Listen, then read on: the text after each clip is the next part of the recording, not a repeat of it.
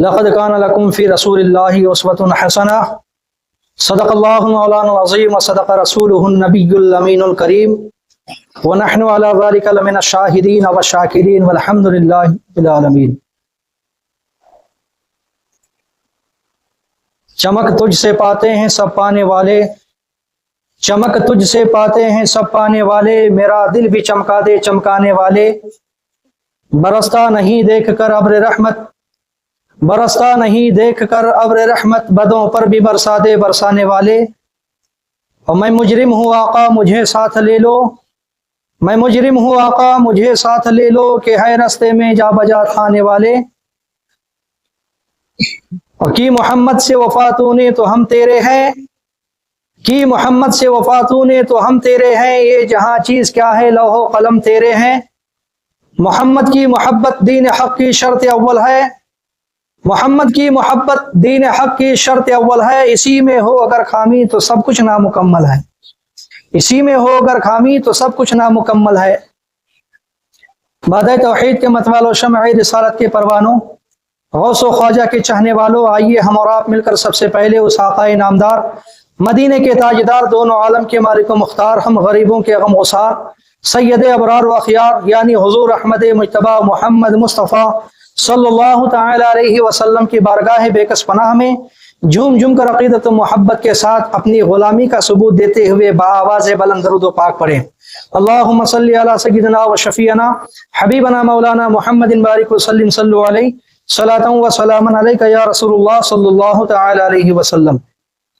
حضرات محترم، خطبہ مسنونہ کے بعد میں نے جس آیت مبارکہ کو آپ حضرات کے سامنے تلاوت کرنے کا شرف حاصل کیا ہے، اللہ رب العزت قرآن مجید و فرقان حمید میں ارشاد فرمایا لقد کان لکم فی رسول اللہ اسوۃ حسنہ،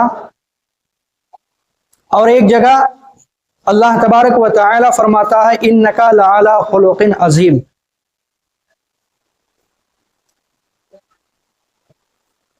حضرات محترم، نبی پاک صلی اللہ تعالی علیہ وسلم کی زندگی ہمارے لیے بہترین نمونہ ہے۔ جس طرح ہم کسی بھی چیز کو دیکھ کر کے اس کی نقل اتارنے کی کوشش کرتے ہیں،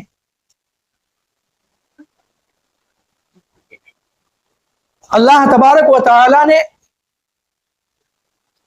اپنے حبیب سرکار دو عالم صلی اللہ تعالی علیہ وسلم کو ایسا بنا کر کے بھیجا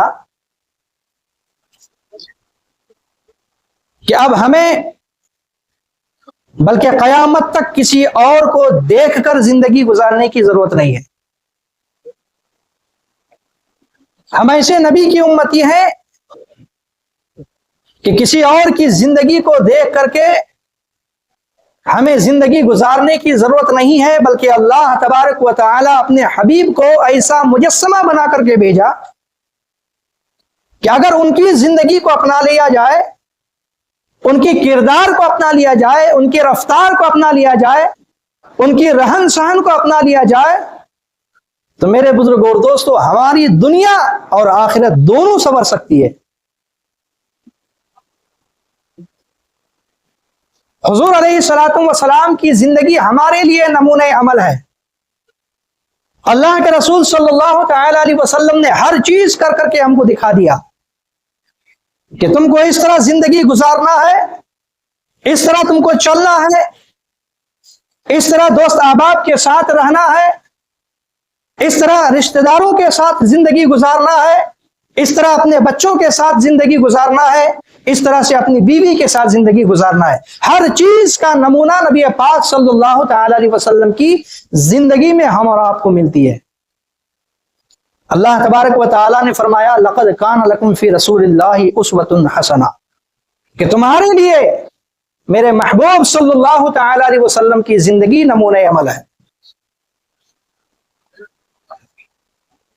انسان کے پاس چاہے سب کچھ ہو جائے، لیکن اس کی پہچان مکمل نہیں بنتی جب تک کہ ان کا اخلاق اچھا نہ ہو، ان کے کردار اچھے نہ ہو، تب تک کہ اس کی پہچان صحیح نہیں بنتی۔ اور اللہ کے رسول صلی اللہ تعالی علیہ وسلم نے ایک جگہ فرمایا کہ انسان اپنی عبادت کے بلبوتے پر جنت کو حاصل نہیں کر سکتا، انسان اچھے مقام کو پیسوں کے ذریعے حاصل نہیں کر سکتا۔ جس کا اخلاق بہتر ہوگا، جس کا کردار اچھا ہوگا، وہ اچھے مقام پر فائز ہو جائے گا۔ اور آپ نے دیکھا کہ جس قوم کے کردار جتنے اچھے ہوں گے وہ قوم ہمیشہ عروج پر ہوگا، جس قوم کے کردار جتنے ہوں گے وہ قوم ہمیشہ بلندی کی طرف گامزن ہوگا، اور جس کے اخلاق، جس کے کردار نیچے ہوں گے وہ قوم ہمیشہ نیچے اترتی ہوئی نظر آئے گی۔ یہ اخلاق کا نتیجہ ہے، یہ کردار کا نتیجہ ہے۔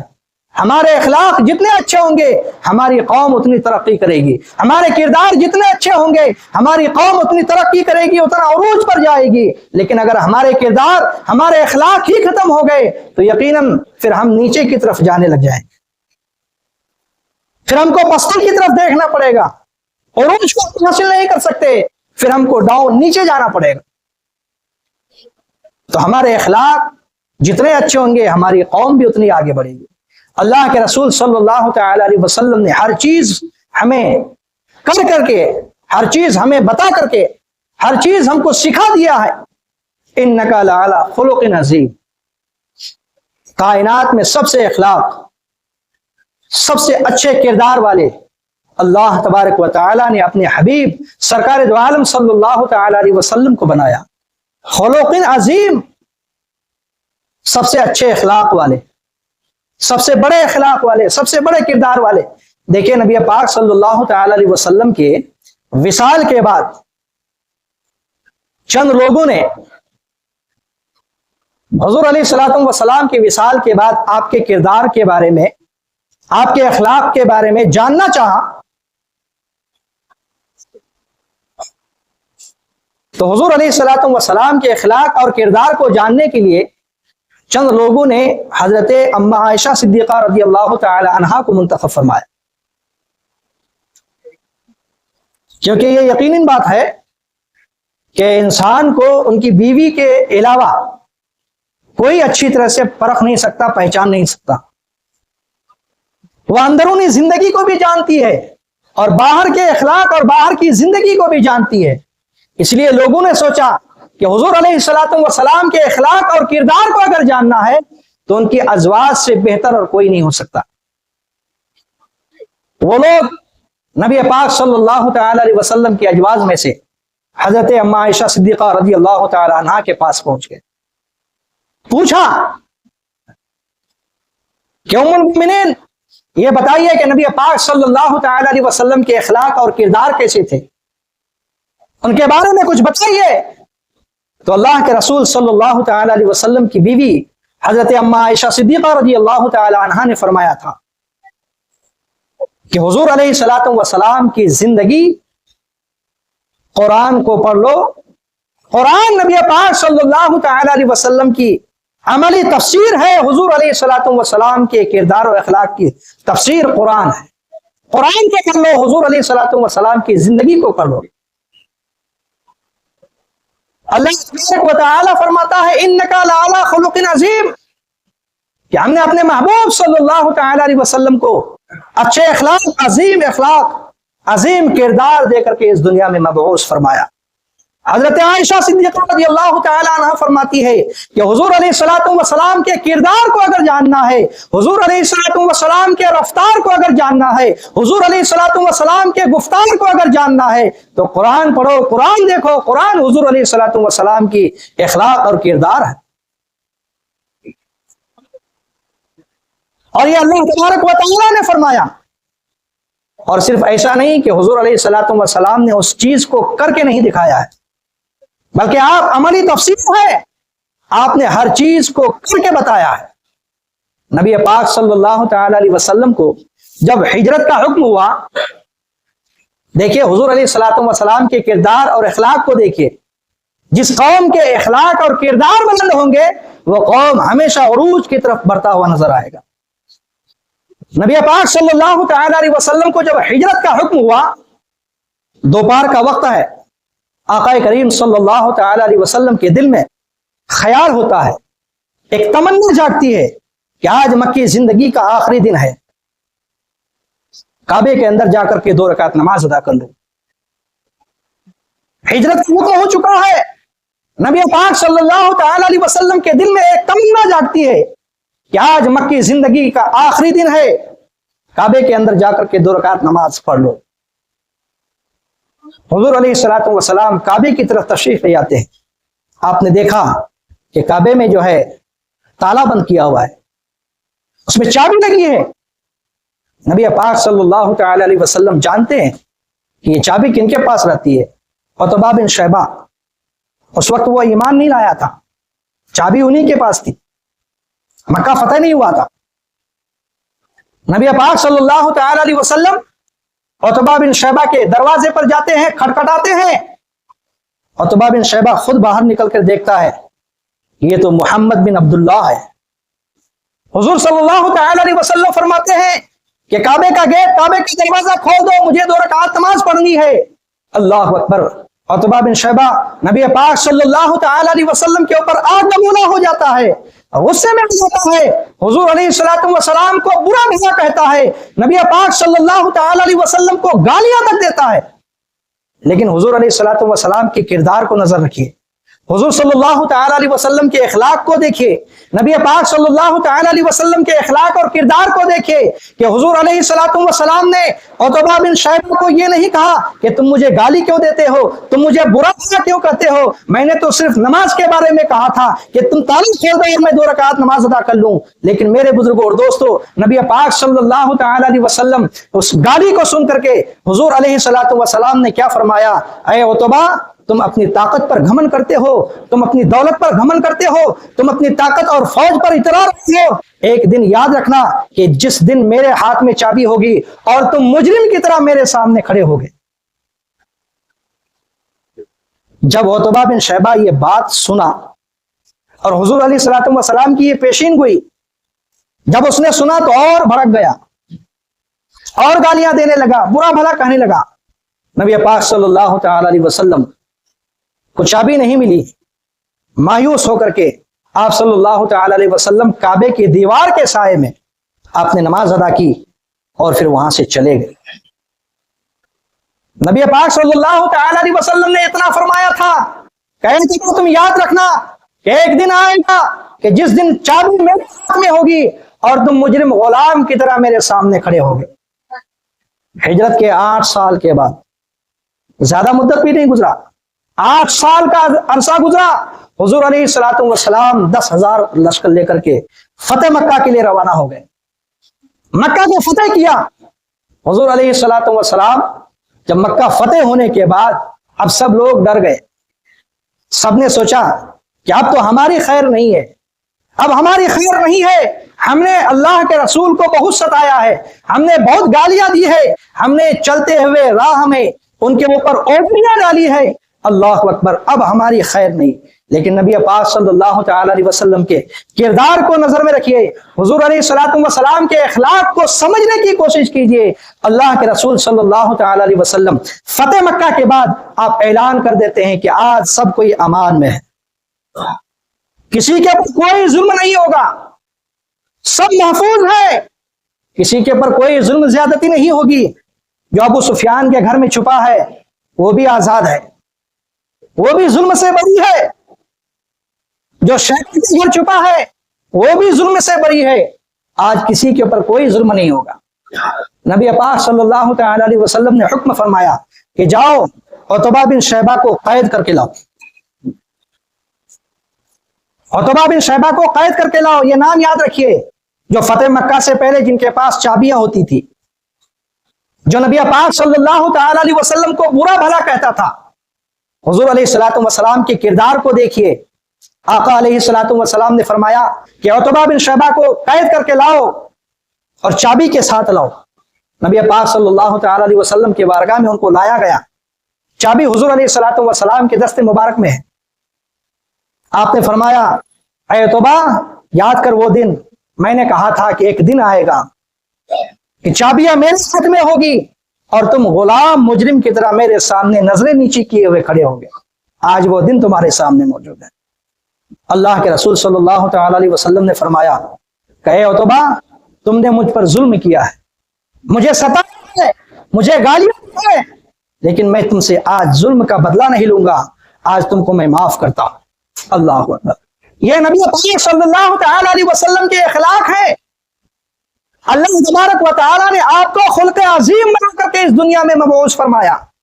عتبہ بن شیبہ سے کہہ رہے ہیں کہ آج تم آزاد ہو, تم پر کوئی ظلم نہیں ہوگا. اللہ اکبر. عتبہ بن شیبہ کا کلیجہ اور چوڑا ہو گیا اور کہنے لگا کہ میں نے اتنا ظلم کیا ہے, ان کو گالیاں دی ہے, ان کے اوپر پتھر برسائے گئے, لیکن اللہ اکبر آپ نے ہم کو معاف کر دیا. نظریں نیچی کرتے ہوئے وہ آگے بڑھ گئے, وہ مجلس سے نکل گئے. کچھ دور جانے کے بعد پھر نبی پاک صلی اللہ تعالی علیہ وسلم نے فرمایا کہ جاؤ عتبہ بن شیبہ کو بلاؤ. حضور علیہ الصلوۃ والسلام کے حکم ملتے ہی عتبہ بن شیبہ کو پھر سے بلایا گیا, اور بلانے کے بعد نبی پاک صلی اللہ تعالی علیہ وسلم نے اپنے ہاتھ سے عتبہ بن شیبہ کو پھر وہی چابی دے دی. یہ حضور علیہ الصلوۃ والسلام کا کردار دیکھیے. آقا فرماتے ہیں عتبہ فتح مکہ سے پہلے بھی چابی تمہارے پاس تھی, فتح مکہ کے بعد بھی چابی تمہارے پاس رہے گی, اور یہ خاندانی سلسلہ تمہارے ساتھ چلتا رہے گا. اللہ اکبر. عتبہ بن شیبہ ابھی تک ایمان نہیں لائے تھے.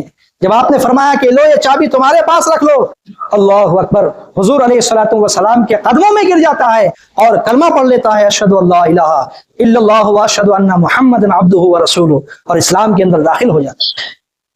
یہ نبی پاک صلی اللہ تعالی علیہ وسلم کا کردار تھا کہ جس نبی کو, یہ وہی مکہ والے تھے کہ جس نبی کو لوگوں نے پتھروں کی بارش کی تھی, یہ وہی مکہ والے تھے کہ جس نے نبی پاک صلی اللہ تعالی علیہ وسلم کو گالیاں دی تھی, یہ وہی مکہ والے تھے جس نے نبی پاک صلی اللہ تعالی علیہ وسلم کے جسم سر پر اوجڑیاں ڈالی تھی, یہ وہی مکہ والے تھے جن کو ستایا گیا تھا. لیکن آج اللہ کے رسول صلی اللہ تعالی علیہ وسلم نے سب کو اعلان کر دیا کہ سب کوئی امان میں ہے, سب آزاد ہے. اسلام, لوگ کہتے ہیں کہ اسلام تلوار کے زور سے پھیلا ہے. میرے بزرگوں اور دوستوں یہ غلط ہے, سراسر غلط ہے. اسلام کی بنیاد تلوار کے زور سے نہیں رکھی. اسلام جو پھیلا ہے نبی پاک صلی اللہ تعالی علیہ وسلم کے کردار اور اخلاق سے پھیلا ہے. آپ صلی اللہ تعالی علیہ وسلم کے کردار اور اخلاق نے اسلام کو عروج پر لا کر کے کھڑا کر دیا. میرے بزرگوں اور دوستوں, آج اسلام کی قوم پیاسی ہے, دوسری قومیں چاہتی ہے کہ ہم بھی اسلام کے اندر داخل ہو جائیں, لیکن ہم ہیں جو ان کو آنے سے روک رہے ہیں. اس لیے کہ آج جوا بازی مسلمان کے اندر, شراب نوشی مسلمان کے اندر, بدکاری مسلمان کے اندر, ڈکیتی مسلمان کے اندر, چوری دغا بازی مسلمان کے اندر, دھوکہ دھڑی یہ سب مسلمان کے اندر. میرے بزرگوں اور دوستوں, اگر آج ہم کسی قوم کو اپنے اسلام میں آنے سے اگر روک رہے ہیں تو یہ ہماری کردار ہے, ہماری اخلاق ہے. ہماری اخلاق اتنی اچھی ہم نہیں بنا سکے کہ قوم, دوسری قوم کے لوگ ہمارے کردار کو دیکھ کر کے اسلام کے اندر آ جائے. میرے بزرگوں اور دوستوں, آج ہر برائی ہمارے اندر موجود ہے. دوسری قوموں کو ہم خود روک رہے ہیں. نہیں تو نبی پاک صلی اللہ تعالی علیہ وسلم کے کردار کو اگر ہم اپنا لیتے, حضور صلی اللہ تعالی علیہ وسلم کے رفتار کو اگر اپنا لیتے, حضور صلی اللہ تعالی علیہ وسلم کے اخلاق کو اگر اپنا لیتے, تو میرے بزرگوں اور دوستوں, قسم خدا کی, آج جو قوم اسلام کی پیاسی ہے, جس کو ختم کرنے کی سازش کی جا رہی ہے, آج وہی قوم اسلام کے اندر داخل ہوتی. ہمارے کردار اچھے نہیں ہیں, ہمارے اخلاق اچھے نہیں ہیں. نبی پاک صلی اللہ تعالی علیہ وسلم کی کردار کی بات چل رہی ہے. آپ نے سنا ہوگا کہ حضور صلی اللہ تعالی علیہ وسلم کے زمانے میں ایک یہودی شخص جو ہمیشہ حضور صلی اللہ تعالی علیہ وسلم کے جسم پر کچرا پھینکا کرتا تھا. مسلسل 3 دن سے کچرا نہیں پھینکا گیا. حضور صلی اللہ تعالی علیہ وسلم نے آس پاس کے لوگوں سے پوچھا کہ جو مجھ پر روز کچرا پھینکا کرتا تھا, 3 دن ہو گیا ابھی تک مجھ پر کچرا نہیں آیا ہے, کیا بات ہے؟ لوگوں نے کہا کہ ان کو آرام نہیں ہے, اس کی طبیعت خراب ہے, وہ بیمار پڑ چکا ہے. اللہ اکبر. نبی پاک صلی اللہ تعالی علیہ وسلم کے اخلاق کو دیکھیں. جو آپ ظلم ڈھا رہا ہے, جو آپ کچرا پھینک رہا ہے, ان کے بارے میں آپ پوچھ رہے ہیں کہ بہت 3 دن ہو گئے مجھ پر کچرا کوئی نہیں پھینکا. لوگوں نے کہا کہ اس کی طبیعت خراب ہے. حضور صلی اللہ تعالی علیہ وسلم اس کی عیادت کے لیے ان کے گھر کو تشریف لے. جب وہ شخص دیکھتا ہے کہ میں تو اس کے اوپر کچرا پھینکتا تھا. اللہ اکبر. وہی ہے، وہی محمد بن عبداللہ ہے جو میری عیادت کے لیے آیا ہے، میری خیریت پوچھنے کے لیے آیا ہے. نبی پاک صلی اللہ تعالی علیہ وسلم کے اس کردار کو دیکھ کر، تو اخلاق کو دیکھ کر وہ شخص بھی کلمہ پڑھ لیتا ہے اور مسلمان ہو جاتا ہے. نبی کے اخلاق اور کردار کو سمجھیے. ایک بوڑھی عورت جو لکڑیاں جمع کرتی اور مزدور لے کر کے پھر اپنے مقام تک پہنچاتی، راستے سے حضور علیہ الصلوۃ والسلام گزر رہے ہیں. وہ بوڑھی عورت جو ہے وہ لکڑی کی گٹھری جو ہے اپنے سر پر لاد کر کے کھڑی ہے اور انتظار کر رہی ہے کہ کوئی مزدور آئے گا اور میری گٹھری کو منزل تک پہنچائے گا، اسے مزدوری دے دوں گی. نبی پاک صلی اللہ تعالی علیہ وسلم اسی راستے سے گزر رہے. وہ بوڑھی عورت دیکھتی ہے کہ کوئی جوان آ رہا ہے. آپ صلی اللہ تعالی علیہ وسلم جب قریب پہنچے تو اس بوڑھی عورت نے کہا کہ میری اس گٹھری کو میرے مقام تک پہنچا دو اور اس کی مزدوری حاصل کر لو. نبی پاک صلی اللہ تعالی علیہ وسلم اس گٹھری کو، اس وزن کو، اس بوجھ کو اپنے سر پر لاتے ہیں اور اس بوڑھی کے ساتھ میں چلنے لگتے ہیں. اللہ اکبر. نبی کے کردار پر ہماری زندگی، ہماری نسلیں قربان. اللہ کے رسول صلی اللہ تعالی علیہ وسلم اس گٹھری کو اپنے سر پر لادتے ہیں اور اس بوڑھی اماں کے ساتھ چلتے ہیں. وہ بوڑھی عورت نبی پاک صلی اللہ تعالی علیہ وسلم کے خلاف اناپ شناپ بک رہی ہے. اسے معلوم نہیں کہ ہم جس کے بارے میں بول رہے ہیں یہ وہی ہے. وہ بوڑھی عورت کہتی ہے کہ بیٹا بہت شریف معلوم ہو رہے ہو، بہت اچھے معلوم ہو رہے ہو، تمہارے کردار اور تمہارے اخلاق بہت اچھے نظر آ رہے ہیں. ایک بات بتاتا ہوں، کسی کو کہنا نہیں. اس مکہ میں ایک محمد نام سے کوئی شخص ہے جو ایک خدا کی عبادت کرنے کے لیے لوگوں کو لگا رہا. اس کے دھوکے میں نہ آنا، اس کے بہکاوے میں نہ آنا اور پھر اناپ شناپ گالیاں دیتے رہے. پورے راستے جب منزل تک پہنچ گئے، حضور صلی اللہ تعالی علیہ وسلم نے اس گٹھری کو نیچے رکھا اور رکھنے کے بعد جب جانے لگے تو آپ صلی اللہ تعالی علیہ وسلم سے وہ بوڑھی عورت پوچھتی ہے، بتاؤ بیٹا اب مزدوری لے لو. آقا فرماتے ہیں کہ مجھے مزدوری نہیں چاہیے، یہ تو میرا فرض تھا کہ کسی کمزور کی مدد کرنا. اللہ اکبر. نبی پاک صلی اللہ تعالی علیہ وسلم سے پوچھتی ہے کہ بیٹا بتاؤ، تمہارے اخلاق اور تمہارے کردار بہت اچھے معلوم ہوئے، بتاؤ تمہارا نام کیا ہے.